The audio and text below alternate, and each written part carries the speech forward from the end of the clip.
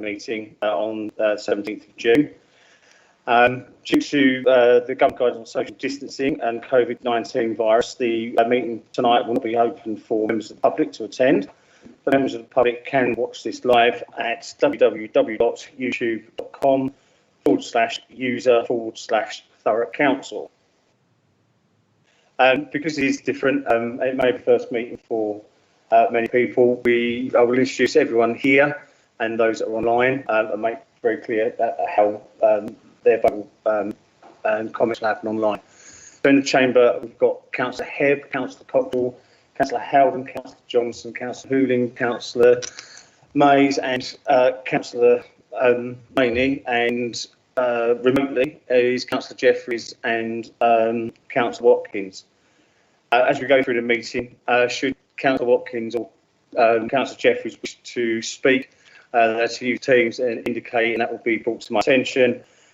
When they speak, we need to make sure our microphones are off at this end, so we don't get a feedback loop, and then they'll be allowed to speak. If there's a vote, I will ask them, after I've asked everybody in the chamber the way they're going to vote, and that can be recorded. And for those that are on Teams, just to remind you, if you are using the chat facility, this is a public meeting, so it would be should be shared with everybody who wishes to see it. So with that being done, I'm going to go forward to apologies for absence, and we've got no apologies for absence. Item 2, which is the minutes of our very last meeting on the 11th of March, pages 5 to 16. So members that are in the room, is there any comment in relation to the minutes? No. Councillor Jeffries, any comments? I'll take the shaking your head as a no. Councillor Watkins? No. In that case, I will say the minutes is approved. Then they will be electronically signed later today or tomorrow. Moving to item 3, which is items of urgent business. I have accepted an item of urgent business, and that's in relation to the local fault fibre network report, which I will do and introduce after I've done declarations of interest and statements from leader and policies. So it will be a new item to go through at that point. So declarations of interest. Any member in the chamber or online have any declarations of interest in relation to the matters in front of us this evening? I've got no in the chamber and both no's online. Thank you. Do my statement, and since I last delivered a cabinet speech on the 11th of March, the world's changed in many ways. At the start of the month, we'd heard about coronavirus. Indeed, there's reference to that in our meeting, but not yet begun to touch the lives in the ways it has affected all of us. We at Thurrock Council were quick to take action to make sure that key services were maintained for residents and businesses had access to vital government financial lifelines. I don't want to touch too much on that, because I know Councillor Hebb will be later. We created a new support organisation to ensure the safety and wellbeing of our most vulnerable residents, and within 4 days of lockdown starting, we formed that partnership between us and was delivering essential food and medical supplies in a matter of days, which is a lot better than some managed to do. And it took less than a week to create and recruit volunteers to begin helping through the Thurrock coronavirus community action. And since then, they have had over 3,770 interactions with residents seeking help, advice, support during the pandemic, recruited more than 500 volunteers, and those 500 volunteers have given more than 6,000 hours of their time to help those who need help during so far in the pandemic. They've delivered nearly 800 shopping packages and over 500 packs of essential medicine to the most vulnerable in the borough, which is, it is absolutely phenomenal the way that people are coming together. And we do need to thank every single person who, either through TTCA or through just their own generosity, have actually helped out everybody and their neighbours and friends where possible. We've made sure that we kept residents up to date with the latest advice about the virus and our response to it. We published twice a week newsletters, which have been read by more than 57,500 local people. We've updated the local media on a daily basis and shared more than 1,300 social media messages, which have appeared on people's screens nearly 3 million times. The council's also provided detailed daily briefs to all members, and there have been about 70 of those today. But as we move forward on the road to recovery, we'll be scaling back that news, the e-newsletter to once a week.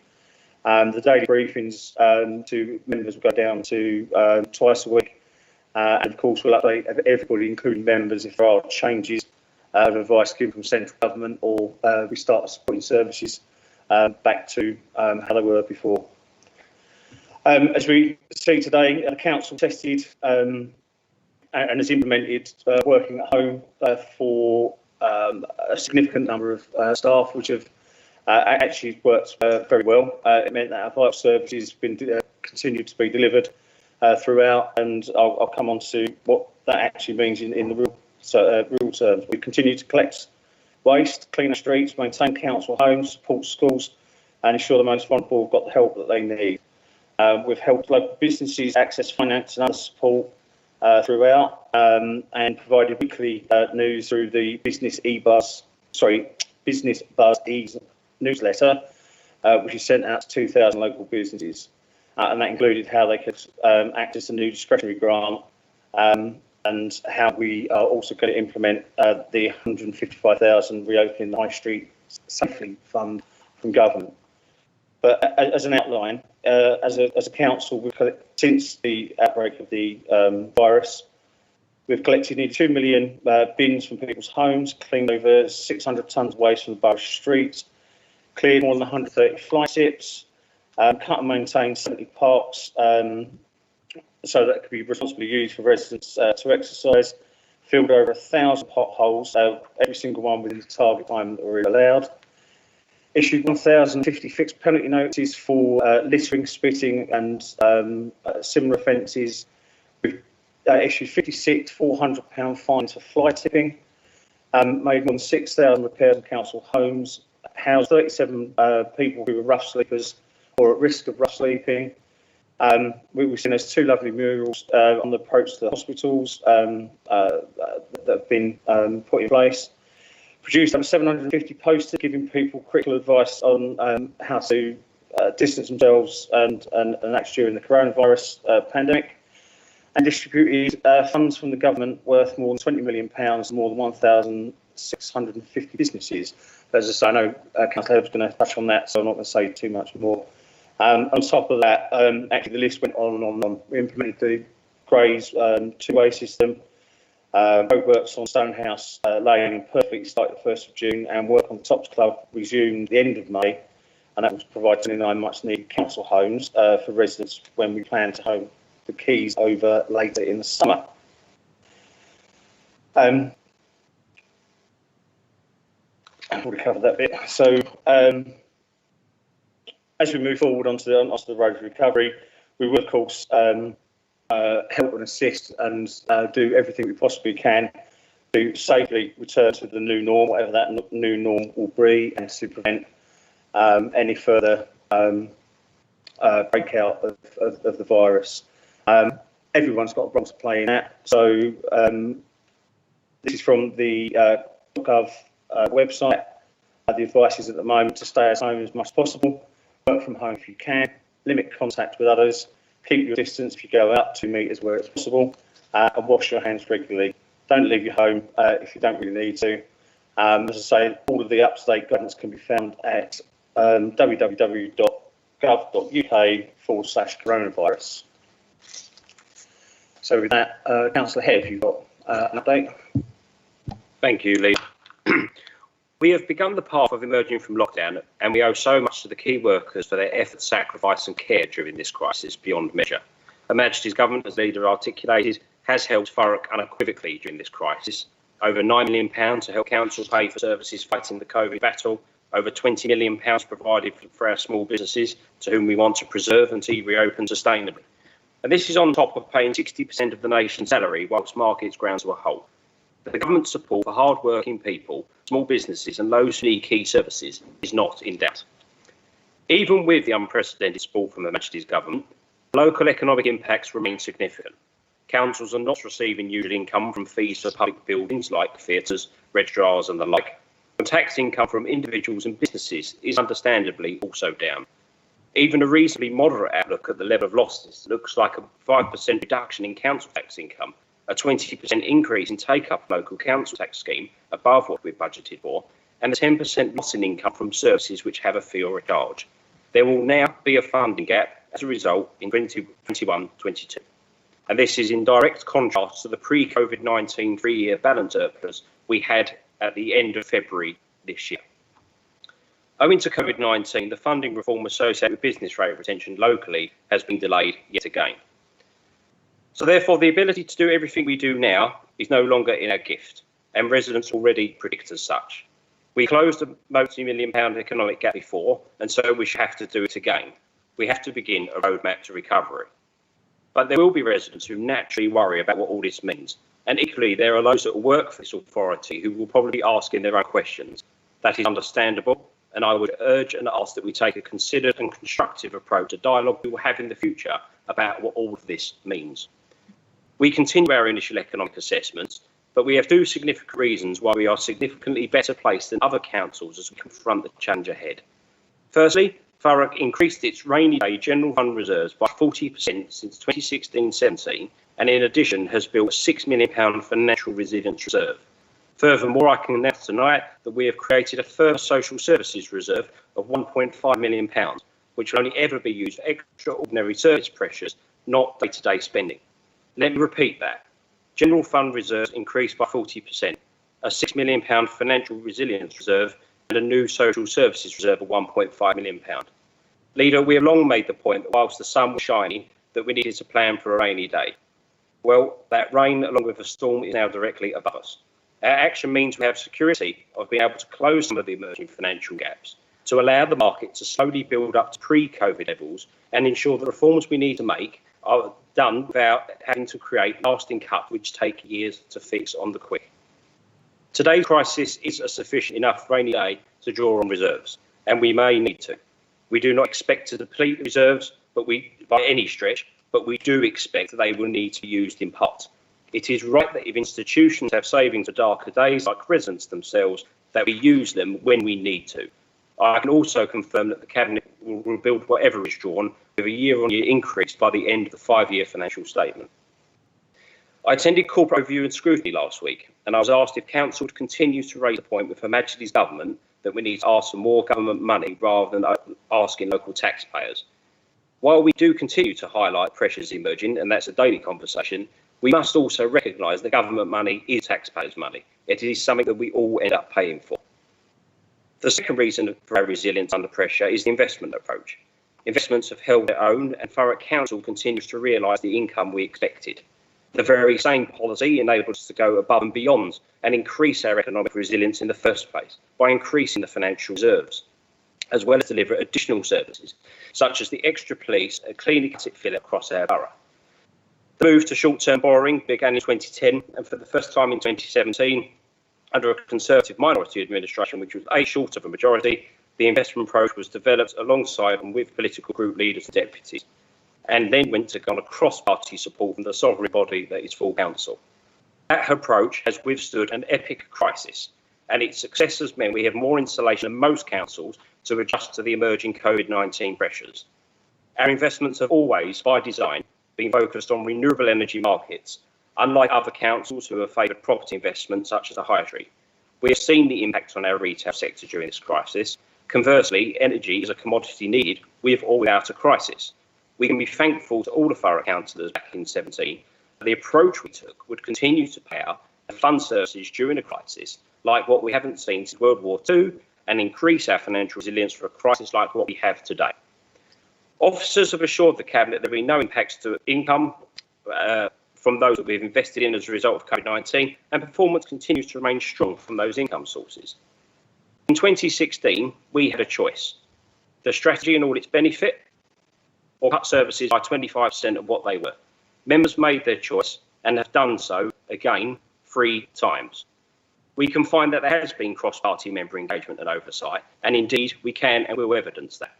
I can also understand that questions which have been asked have all been answered. The investment strategy was never a permanent entity. It was a means to an end so we can reform services at a considerate pace in our self-sufficiency objective, which means we strive to be an authority which can always pay for commitments it makes without worrying about government money being passported down or other income in the longer term. We are partway through that objective following our council spending review, and we need to continue that work, but now reflecting on the COVID-19 emerging reality. Whilst COVID hasn't impacted our investment approach, and that our conviction that renewable energy was and has been proven to be the safest of markets, it is right that we ensure as a council we can achieve true self-sufficiency. When we embarked on the strategy, the effort was to account for national government grant reductions as we combated the previous Labour government's national deficit whilst reforming statutory service and rebuilding discretionary services. True self-sufficiency means repeating the service reform exercise, but this time further reforming discretionary services, so we lean less on other income and can reduce investment activity over a period of time and handpick what we do when we want to create even newer services, like the extra police. Cabinet had already outlined that point earlier this year. And the longer that the market is there to do that, the longer we have to find and considerately embed the efficiencies, as has always been the case. And members would be well-minded to give that full regard. In fluid markets which have their sensitivities, there can be unintended consequences of people making comments without presenting the full picture nor neglecting the benefits of the approach, which is low taxation, targeted improvements in our communities, and financial resilience for reserves. So in summary, Leader, it is sobering that COVID-19 has changed our position when only at the end of February this year we were financially secure with our condition, and we have set out new initiatives which residents have told us about on doors. Some of those may and can stay on the agenda. The Cabinet are clear that we are to retain to the very best of our ability as much of the Clean It, Cut It, Fill It initiative as possible. It was designed to tidy this borough up with well-kept green spaces, cemeteries, high streets and parks. We want to put pride back into where we live and want to do so continually. But we are aware that we need to continue to innovate, improve and aspire for a leaner service, especially where there is a need for a continued service improvement around recycling rates and overall waste disposal, which is a significant cost on the taxpayer. Equally, we are clear that we need to preserve positive outcomes in people care services and that we must find new ways to invest in spend to save areas, certainly as we look to strengthen the care recruitment market. We also want to ensure with our commitment to reducing antisocial behaviour across the borough and subsequently have ring-fenced the surplus allocation we awarded previously. For everything else that Thurrock offers, a significant rethink on all services and capital projects is needed. Some services may stay as they are, some may remain but reduce. Some we may choose to do above than what we would have as it improves outcomes and reduces spending pressure over the longer term. And some may need to come to a natural end. For the purposes of future forecasting, medium-term financial strategy modelling over the next 5 years includes a council tax increase up to the maximum capped increase, i.e. up to the capped increase for non-local referendum, which is 1.99%. But being a low-tax council, tax raising cannot and should not replace the effort around the council spending review phase 2. The objective around service reform. There isn't a single silver bullet. There are multiple approaches that are required. The CSR Mark II is the largest cog in that machine that needs to adjust the work in a post-COVID world. In 1920, this council initially resolved to continually improve the council spending review process to increase member engagement and members of the voluntary sector in the reform of services as part of its long-term economic plan. Following the COVID-19 economic pressures and despite the change to political proportionality, this would be more relevant than ever and is a choice that the administration are making to ensure that outcomes are developed alongside partners, and a model of that process will be presented at a forthcoming annual report of mine. Priority of the CSR Mark II should be reviews prioritising post-lockdown realities that attend to services impacted most by COVID-19 first, and the fewer buildings, better services ethic remains, as it has proven to have worked as strongly as it has before. Market drivers will now also be considered more than the original CSR. Competition in the salary market, i.e. around the domiciliary care and foster care market. We will be given special regard to try and mobilise and retain the sound outcomes we want for the users who depend on those services. And the department is working with the Social Services Department to develop initiatives in that market. We gave a list of surplus spending commitments in January 2020. However, COVID-19 has meant we have had to review the what, when and if.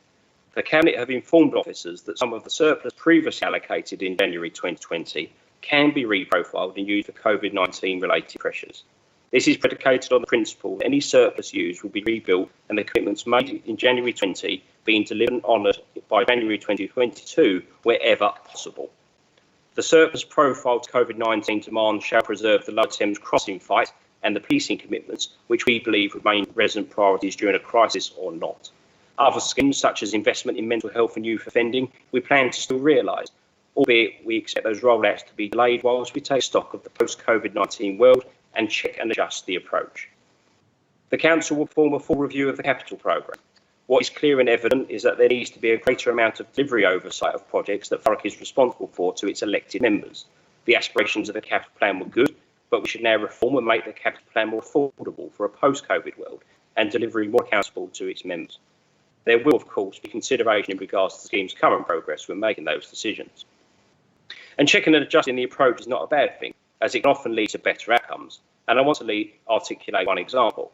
If we look at Stamford Hope Station, the original plans put forward did not have the benefits of the revised scheme, extra car parking for commuters, didn't help to reduce roadside parking congestion pressures in the area.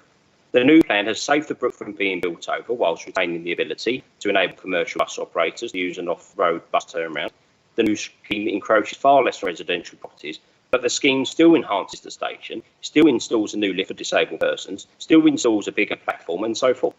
It has been a long time, and I can say with licence that while I disliked the delay immensely, we have got a better result which will serve the entire SS17 area, and in particular the commuters who use them D2C services twice a day, 5 days a week. Equally, reuse of council-owned estate to build homes and earn income remains a sound aspiration to enable key worker and affordable housing. Cabinet have asked for a paper to be put forward in the second half of 2020 on the best models for building hundreds of high-quality homes quicker for residents who want to live in our borough. There are no new or further initiatives going to be put through the Thurrock Regeneration Limited, whilst Cabinet makes a decision on the best models as proposed by officers who have committed to providing that piece of work as I've just outlined. And along with supporting the COVID-impacted social care market, we will be supporting our community assets, which provide social value. The CEDF scheme needs a reconfiguration so to preserve community asset groups who need capital support, and the VSDF grant has been revised to reflect pressures on such community assets from a revenue perspective, which threaten their long-term sustainability. The fund is designed to help retain sustainable assets across the borough, but what it isn't is a way of surviving for a small period of time without a plan thereafter. COVID has changed nearly everything, and I'm personally proud of the work the team did in my direction a number of years ago to improve a fair debt agenda, defining vulnerability in its work and embarking on a compassionate collections arrangement which reflects those who want to pay but cannot and those who can pay but won't. I have asked for there to be a fair debt summit refresh to account for a post-COVID world approach to collections, working with industry experts and leaders, the VCS and elected members who choose to attend this time. This is building on the support that has been offered to residents struggling during the COVID-19 crisis. And earlier today, a debt collection manager and I met the IRV on a webinar to help contextualise the national challenge around compassionate collections and help inform that refresh exercise. And whilst I'm on that subject, I would like to urge people who haven't been able to pay their council tax or business rates, or feel that they may need to have help if their furlough is ending and they have redundancy to deal with, to contact us as soon as possible. So discuss when repayments will start and see if there's any way we can help or signpost you to help to avoid recovery action in the future. At our meeting earlier, the IRV published a survey result which said that 79% of people would actually speak proactively to a local council, and I found it quite a startling statistic. So what I would say to anyone who's in that position, and having once been in a similar position myself once, it can feel like you're on your own, but clearly you're not, and the help is there, and we will show flexibility when and where we can. Please do reach out. Furthermore, local council tax summit will be held to ensure that members, industry leaders and the VCS have input into the scheme review to ensure that the scheme, the local council tax support scheme, is allocated proportionally against COVID-19 related emerging pressures, whilst retaining the key characteristics around war veterans, war widows, etc. Lastly, there was a good conversation between members of the Corporate Overview and Scrutiny Committee last week about how we stimulate and recover the Thurrock industrial economy and house building economy. That narrative was welcome and something that the Cabinet are obviously looking at also. The recognition for homes and business premises is clear, and work is underway to push forward at the best time with the local plan so residents can continue to engage like they did with the previous engagement sessions to help members confirm how we can meet our 5-year housing supply requirements and help imagine the future landscape of our borough. Leader, these are some of the realities we face, and this is some of the stuff we must do. It is the start of our roadmap to recovery.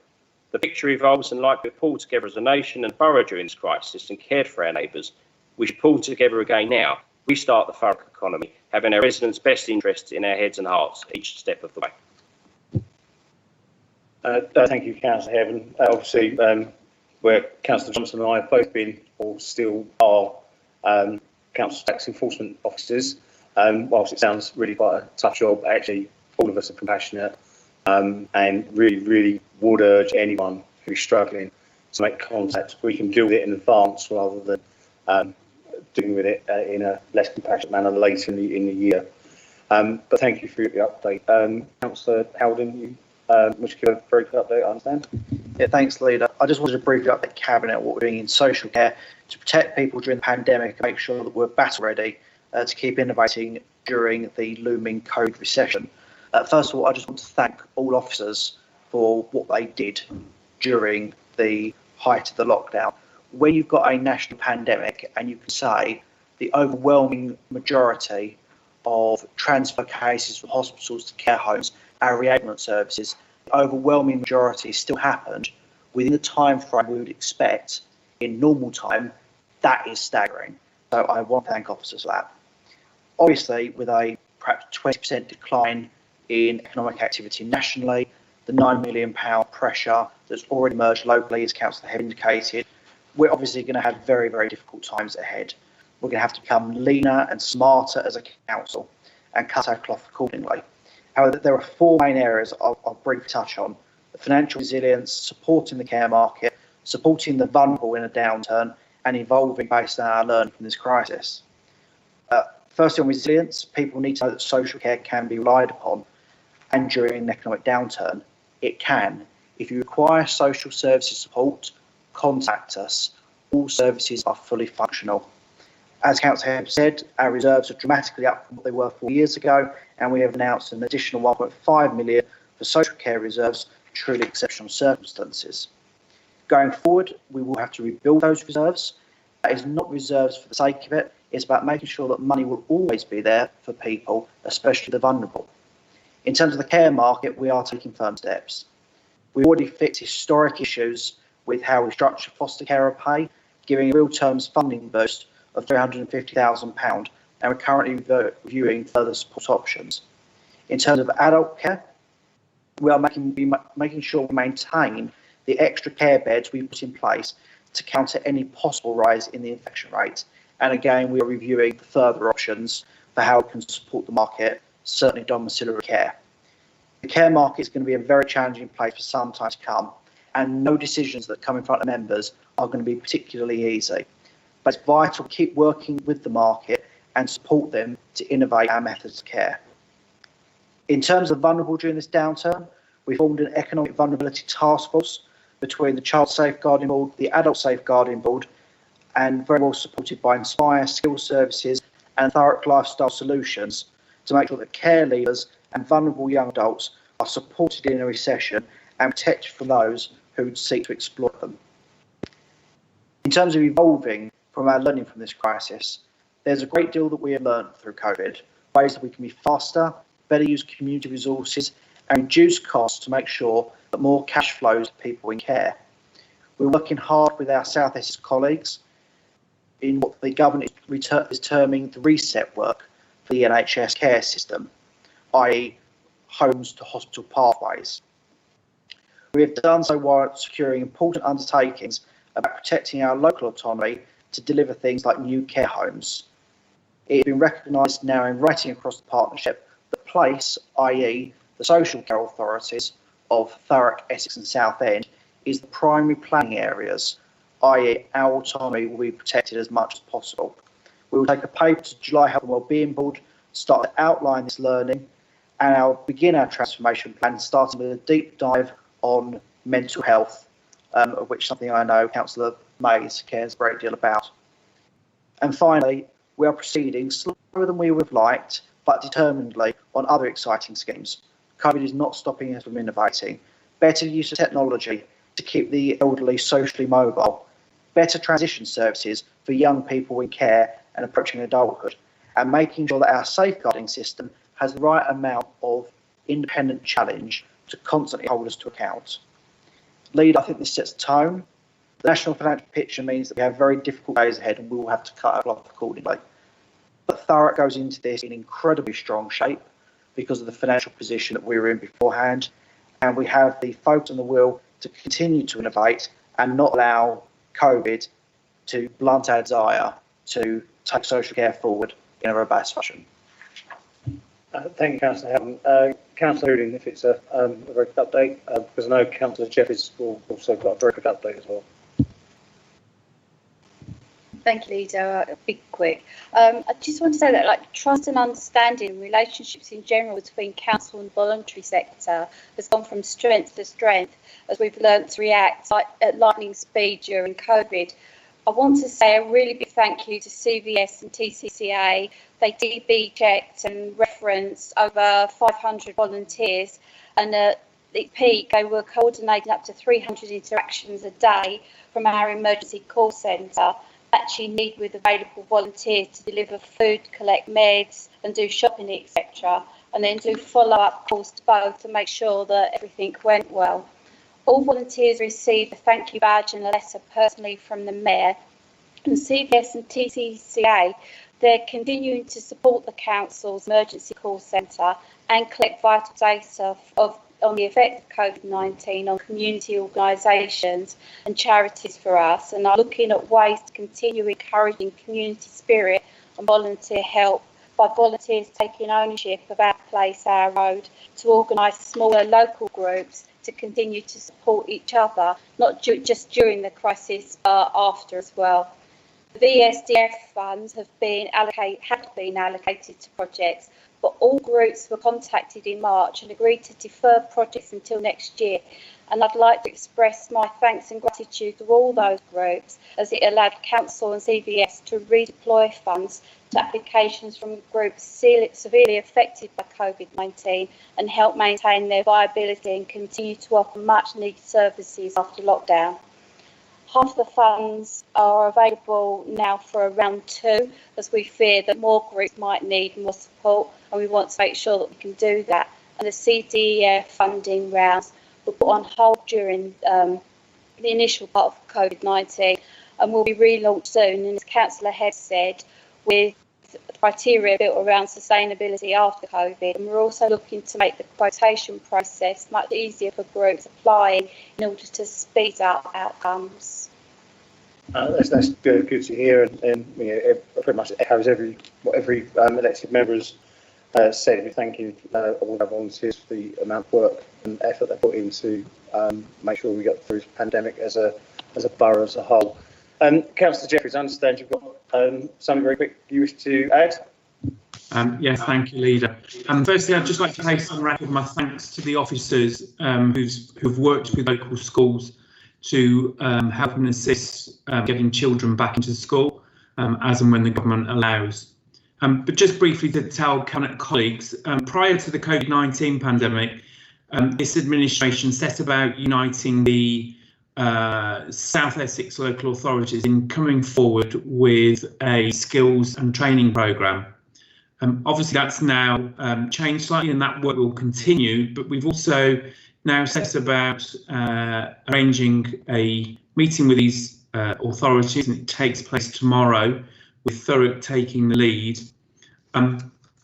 We're meeting, as I say, tomorrow, and we'll be looking at ways we can collectively support apprenticeships and apprenticeship places, how we support the apprenticeship system in the short term, what we can do to build back apprenticeships over the next year, because it's forecast we're going to be losing up to 70% of apprenticeship places. Whilst there will be, I'm sure, more government announcements to help, I'd just like to inform the Cabinet that we as an authority will be placed to help those that find themselves out of work through no fault of their own through COVID-19, or that their apprenticeship has no longer taken up. and working with all of the South Essex authorities, will certainly be taking a lead to put plans in place to help people retrain, upskill, and hopefully retain some of their apprenticeships.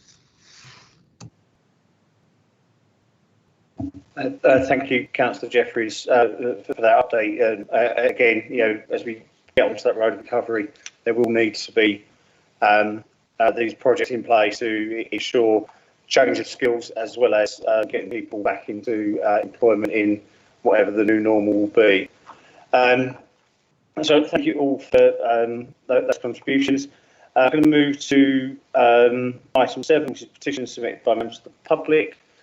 Lucy, have we got any at all? No. Questions from non-executive members? None at all. So we'll then go back to item 3, which is 17 of your agenda, which is the procurement of contracts to deliver local full fibre network on behalf of a sailor, and that's coming from myself, who sits as the chair of a sailor, but obviously also being the leader here. For those that are watching this online, SELA is the Association of South Essex Local Authorities. Councillor Jeffries made reference to it earlier as well, and that's a collection of local authorities from Brentwood all the way through to Rochford that are looking to work more collaboratively to deliver a much better outcome for the south of Essex. Department for Digital Culture and Media Sport, DCMS, is a major programme of building digital UK to help drive the government agenda of high-speed broadband rollout across the country. This consists of a number of initiatives, including the local full fibre network programme. The LFFN programme has 740 million of grant funding available from government, and is designed to stimulate commercial investment into full fibre networks, both in rural and urban locations across the whole of the UK, by enabling public sector bodies, particularly local authorities, to the leverage to accelerate further private investment through strategic public sector funding. This funding has been allocated in waves, and the local bodies are invited to submit formal bids to the Challenge Fund in 2018. An initial bid was developed by a seller. That went to the Wave 3 bid and was approved by DCMS investment panel in January 2019. We were awarded £4.4 million, subject to further gateway approvals, to upgrade public sector sites to a full fibre capability across the authorities, with the exception now of Southend. The project through to the investment panel approvals led by Southend Council. Subsequently, the project lead was taken over by us at Thurrock. Since the summer of 2019, the seller project team led by Thurrock was intensively engaged by DCMS with a view to completing the gateway approval process. Final DCMS Gateway C approvals in March 2020, which was ratified by Thurrock Council and DCMS signing a grant agreement in April 2020. Key points of the award: it's 4.4 million to deliver full fibre connectivity to 129 public sector sites across the seller authorities. 78 of those sites are actually within Thurrock, which represents about 70% of the Thurrock wider area network as council.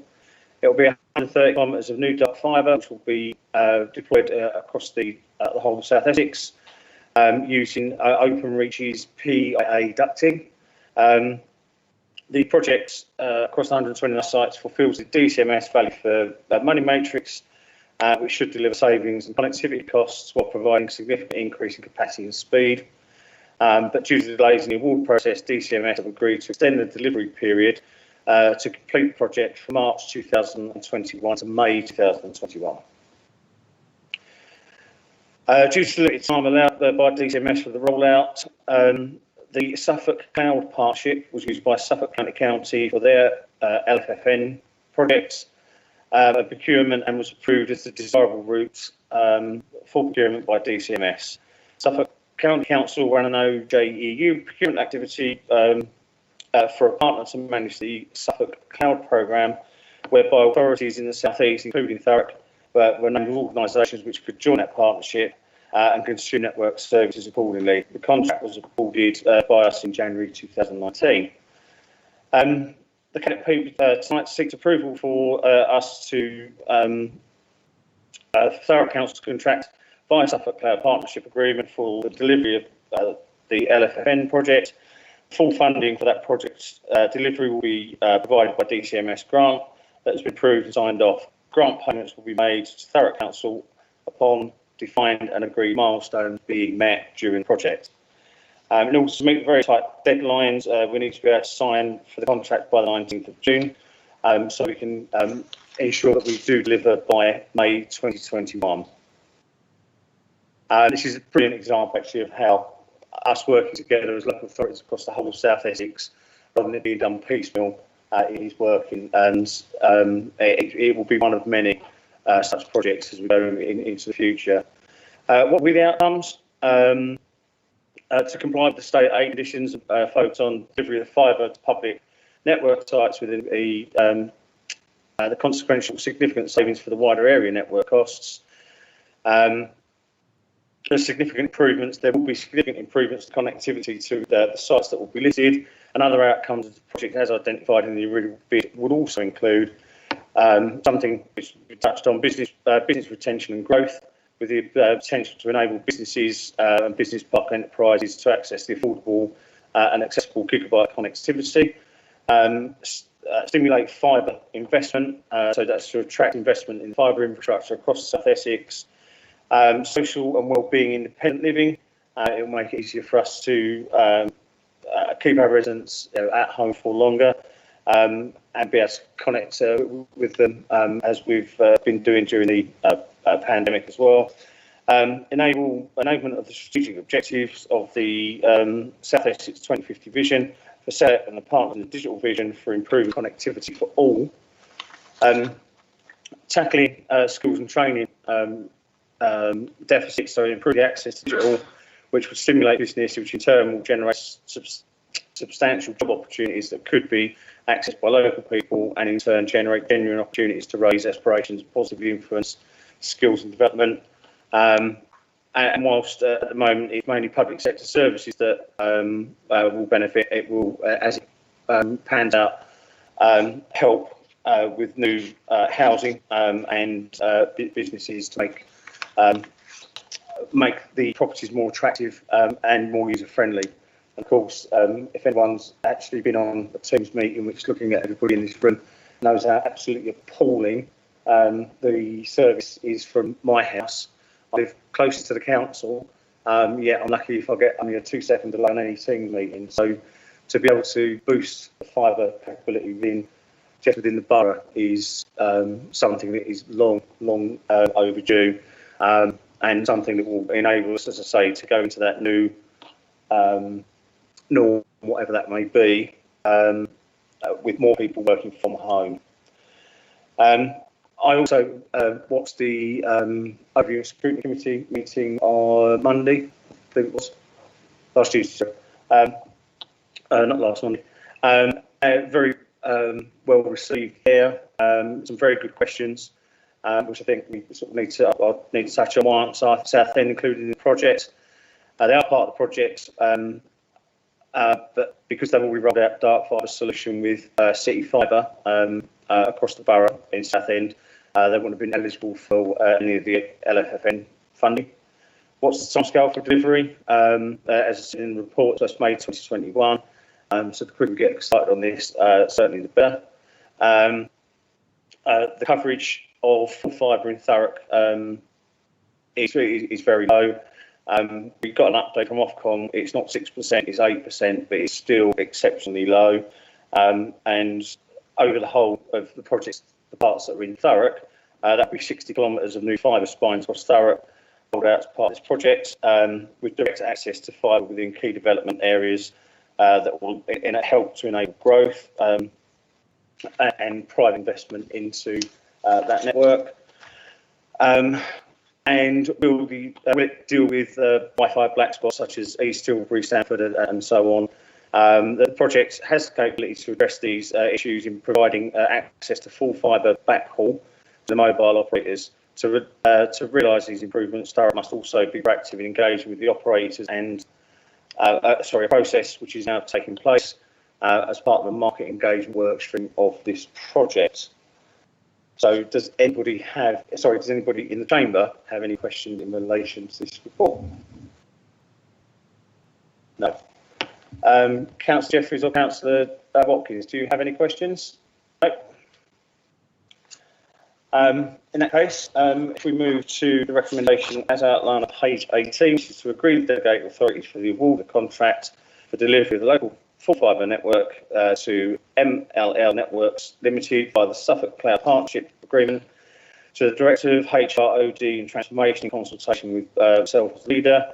The total cost of this project will be 4.436 million for the rollout of dark fibre connectivity across the whole area, and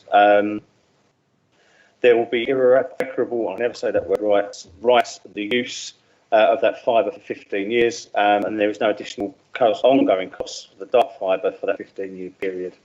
So with that, everyone in agreement? Agreed? Is agreed? Yeah. Nods, thank you very much, gentlemen. So with that, we will move on to the next item, which is item 9, which is Grey South regeneration area, which is Councillor Coxall, page 23. Thank you very much. I'll make this it will be the shortest speech of the night from my colleagues, so they but we just get concise. What this is an important part we have to hear today. It's been a very short timing project, but this small item we're talking about today. But I must mention the Grey regeneration as a whole. It's much more important that this is part of a huge investment that's still continuing, hand in hand with the private sector, 150 million plus that's coming forward in Grey. I think the High Street Fund, which was going in later this month, which will be £22 million for government funding to the High Street, and on top of that, Towns Fund Board, which is another £25 million. If you look, as I was saying, you've got to look in and around for this. How much investment is going into the middle of our civic centre of the borough of Thurrock, and it's really critical that we move the Grey's new council offices into a 21st century building and is fitting around the mantra of better services, fewer buildings. And we've got to think about that. It's not just the thing on the wall that we see. We must be using that, and it must be run throughout this. And this is what the policy is. We're going to bring in better services, bring people back into the new shop front, and deliver some great housing on the existing site. And I expect this is really important as we move forward. What also there is, I must bring you my attention to my colleagues too, is the item that there was no public objections received in the consultation we had here, which is fantastic and critical, really. If you look at it, that the public were up in arms over the last 12 months about the important thing. They didn't object to in this final stage before we move forward with the project, and we had one resident, or not a resident actually, one person responded to the consultation, but no objections at all shown. Considering how much process we had in the last couple of years or so with this, and how many people have been saying things, it just shows that this was party political point scoring and not actually wanting to deliver better services for the 21st century for people who work in this building and making them all work in the same area, and the public who can actually come into a good front shop front that actually sell the borough of Thurrock. And with that, I will move on to any questions, or so we go straight to the bug. Thank you, Councillor Coxall. Any questions or statements from anybody in the chamber? No. Sorry, Councillor Howden. Thank you, Councillor Coxall. Bear in mind, we're now in a situation where far more people are expecting to work from home in this post-COVID world. Doesn't this just prove that fewer buildings, better services was really ahead of the time? And it's right that we get rid of useless, old, largely empty council estates and actually create quality housing for our constituents. And actually we should be doing more of this. And perhaps, if I don't know if any local councillors are watching this evening, but perhaps they would be more in favour of houses for local people rather than empty office space for nobody. I quite agree. All 49 councillors, when we redid the strategy 3 years ago when we first took over, like it was Councillor Hebb pushed this through, and all 49 voted for fewer buildings, better services. Now, all 49 should stand by that, and this is a prime example of it. Reducing the size of the council offices, putting it in better quality for the people working in this building is critical. You've got to think about the people working here and how they work day in, day out. We just turn up very rarely, like in the evenings, and we think, oh, it's no problem, it's empty, it's plenty of space. And then we've got to look at delivering better service, and then the constituents need better service. We need to actually, and on top of that, we deliver ambitions for Grays as a whole. So you've got 49 councillors really think, particularly towards scoring here, it's time to stick to the mantra you voted on 3 years ago.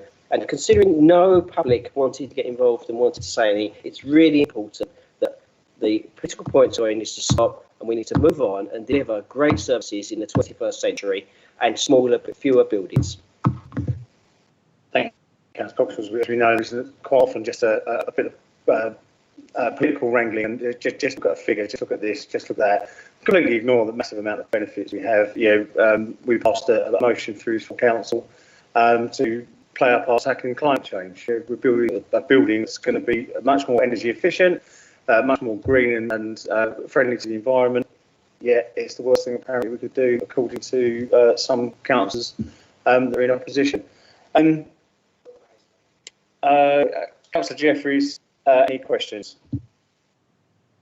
Councillor Watkins, any questions? No, if there's nobody else has got any questions, basically James stole the question I was going to ask. And Councillor Cox is spot on. We do need to move forward. This is about regeneration of Grays, not just a vanity project and all the other quite nasty politics that have been thrown at this. This is something that is needed, probably needed quite some time ago. It's for someone who does come to this office quite often, up until 3 months ago. It is an old building. The things like the air conditioning, the heating don't work that well. It's going to cost a huge amount of money just to bring it up to spec. Actually, more money than it would be to build on this. This particular aspect of it is obviously just to have land at the side shown in red of the plan to be able to continue with the building. Again, help stimulate the local economy. So we have the recommendations. Sorry, Councillor Hebb, sorry, I didn't see you. Yeah, no, sorry. I just wanted to build on something you said. I think the problem is it just going after headlines. You know, it's really easy to say, oh, councillors are building a new building for themselves. Rubbish, rubbish. We are actually going to create 80 flats for families in this borough. Now, we will all remember that day when we got our key to our first property. We're going to make magic happen for 80 families across this borough. There's a headline that people should be slamming on the table a little bit more, just talking about building an office. So, yes, I totally support everything that's been said. Yeah, Councillor Maney. Thank you, Leader. This is a bit of a trivial point in the context of this report, but I don't think it is in the grand scheme of things. I know that at least one of the trees in Mulberry Square is planted in memory of a former Thurrock council worker who died in service. There may be more, I don't know. I would obviously support the report, but could I just also make a point that going forward we're mindful of that. There is memorials and trees in there that have been planted in memory of people who are no longer with us. This is a great news story, but if we could include that, you know, in the scheme as well, and just make sure that we can't move trees, obviously, but if we can reload or replant trees or move memorials, place in other areas, I think we should. Councillor Cox, come back on that. Yeah, I come back both the points. Councillor Maney's first point was, as I said in my full council speech when we first moved forward, this closing the Mulberry Square, which was obviously until the 90s had shops on it beforehand. But what we must do now is relocate all that into a portable space. There's still open space, and we will actually rejuvenate the new open space very close to here to deliver something. My ambition is to make opposite there a great open space that can actually be properly used instead of just by us to get to count, and actually being more people using it, seeing these people, seeing what happened there. I understand last year the Prime Minister came here and we laid roofs to that. I think in permanent memorial around the 39 people who died there will be fitting, but we've got to do that as part of the project to make sure the open space is delivered correctly for there in a more better football than just the council offices trying to get to the cafe. crossing country. For the 80, it's been overlooked over and over again to deliver this. When we first started this project, I can remember we were trying to push 2030, and I said, let's have a bit more ambitious than that. Let's make sure that very close to here is good starter homes to deliver 80 families. And out of that, we have a smaller building and a better service for everything. And on top of that, we're going to deliver something for greater good for the whole of Grace and 80 families. And that's what's really important. And I hope what petitioning can work with us, mate, to make sure these 80 go to deserving people across how we do that. How we do that to make sure this profit on that is what we lead all 49 councils to work together with us. Otherwise, we'll never give that. We'll never finish Grace regeneration. We'll always be talking about it, not delivering it. There's time for action now. We've been talking about Grace regeneration since I first became councillor, which feels a million years ago. But this has been going on for quite some time. Even before I was a councillor, and this was being raised by one of the former leaders of the Conservative group, saying, when are we going to start seeing regeneration in Grace? And it's been backwards and forwards, literally for the best part of 2 decades. So to be in a position where this report gets us a small piece of land, then allows us it's those small little milestones that we've got, and as you quite rightly point out, as no submissions, no complaints or objections received. Although clearly it got out to people because we did get responses. So with that, if there's nothing else to add, just quickly look at the room. We've got a recommendation on page 23, Cabinet resolves to approve the appropriation of the area of land referred to in this report as shown in the Red Edge Plan Appendix 2 for planning purposes to facilitate redevelopment of land to extend the city offices. And B, in respect to the land shown as the red plan, so this report is to note that it is necessary to use Section 203 of the Housing Planning Act 2016 to facilitate the development and improvement of the land as part of the Planning Permission in order for any and all private rights and restrictions to affect that land to be overwritten. To note that no objections were received as a result of public consultation exercise, and to authorise officers to take necessary administrative and accounting steps to give effect to the appropriation, including settling sums of compensation arising out of the extinguishment of any rights to the appropriate land pursuant to Section 203 of the Housing Planning Act 2016. Please that group. Councillor Jeffries and Councillor Watkins, is that agreed? That's agreed. Thank you very much. So we move on to the final report, which is on page 47, and that is appointments to outside bodies. I'm not going to make too much of a song and dance on this. The appendix is laid out as is. There's absolutely no intention, certainly on the outside bodies, to change anybody that's currently on there. No one's expressed interest not to want to come off there, and if they do want to come off of there, we can just bring the report back and change it at a later stage. So with that, I'm going to move straight to any questions or any statements on this. None. Sorry, Councillor Coxon. I must mention, obviously, we look at that, and obviously, again, we've got to look at Councillor Rice is on the Coastal Committee. We've had over and over again many times that we take this, we offer everything out. Councillor Rice has done a sterling job over the last many years for this community over flood protection. He stayed there, even though we're not party political and just trying to take positions. We've left them cabinet positions in the places where there's good people doing it, and one of the 49 councillors is doing a good job there, they should say. And I think it's great that we are not trying to hold all this to the one political group. We actually want to be fair and open, honest, and if someone does a good job, they deserve the job. You are quite right. I was actually going to say that when I'm summing up, but I will focus solely on the flood defences.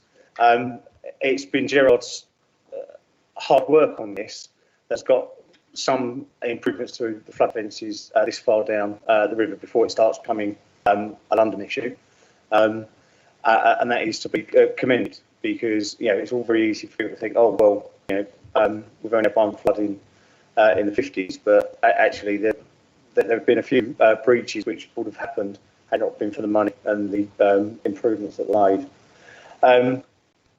that were made from that money that Gerard's managed to help secure.